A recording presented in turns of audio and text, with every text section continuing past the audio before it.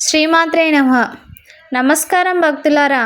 మన ఇంట్లో అకస్మాత్తుగా శాంతి పెరగడం, ఎంత కాలంగా ఉన్న సమస్యలు ఒక్కొక్కటిగా తగ్గడం, డబ్బు నిలవడం మొదలవ్వడం, ఇవి యాదృచ్ఛికమా లేదా లక్ష్మీదేవి కటాక్షమా? ఈరోజు మనం తెలుసుకోబోయేది లక్ష్మీదేవి మన ఇంటికి ప్రవేశించినప్పుడు కనిపించే 7 ముఖ్యమైన శుభ సంకేతాలు. అవేమిటో కూడా ఈ వీడియోలో పూర్తిగా చూడండి, ఎందుకంటే చివరి సంకేతం చాలా అరుదైనది.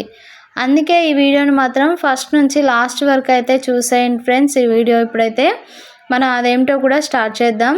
ఫస్ట్ విషయం వచ్చేసి, ఇంట్లో అకస్మాత్తుగా శాంతి పెరగడం. ఎప్పుడూ గొడవలు జరిగే ఇంట్లో ఒక్కసారిగా శాంతి నెలకొంటే అది మంచి సంకేతం. లక్ష్మీదేవి ఉన్న చోట సౌఖ్యం, ఆనందం కూడా ఉంటాయి. అలాగే రెండో విషయం, డబ్బు నిలవడం ప్రారంభం. ఎంత సంపాదించినా మిలగకపోతే అది దరిద్రానికి సంకేతం.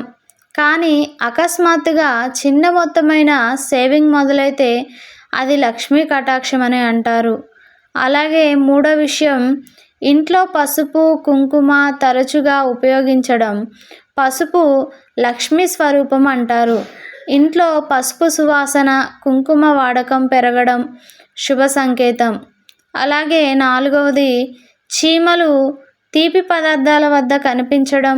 ఇంట్లో తీపి పదార్థాల దగ్గర చీమలు కనిపిస్తే అది ఐశ్వర్యానికి సూచకంగా అంటారు. అలాగే ఐదో విషయం, ఉదయం స్వప్నాలు మంచిగా ఉండడం. ఉదయం బ్రహ్మ ముహూర్తంలో శుభ స్వప్నాలు కనిపిస్తే అది దేవి యొక్క అనుగ్రహం అని అంటారు. అలాగే ఆరో విషయం, ఇంట్లో అతిథులు రావడం పెరగడం. అతిథి దేవో భవ. అతిథులు ఎక్కువగా వస్తే ఆ ఇంట్లో శుభశక్తి ఉంది అని అర్థం. అలాగే ఏడో విషయం, ఇంటి తలుపుల వద్ద దీపం వెలిగించినప్పుడు ప్రశాంత వాతావరణం. సాయంత్రం దీపం వెలిగిస్తే మనసుకు ప్రశాంతత కలిగితే అది లక్ష్మీ సన్నిధి. అలాగే భక్తులారా, ఈ 7 సంకేతాల్లో మీ ఇంట్లో ఏమి జరుగుతున్నాయి, అలాగే మీకు ఏమి కనిపిస్తున్నాయి అనేది కామెంట్లో కూడా తప్పక రాయండి.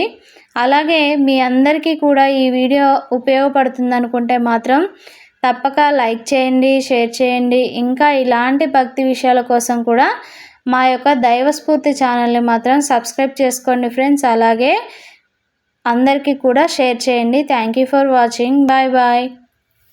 అందరికీ శుభం కలుగునుగాక.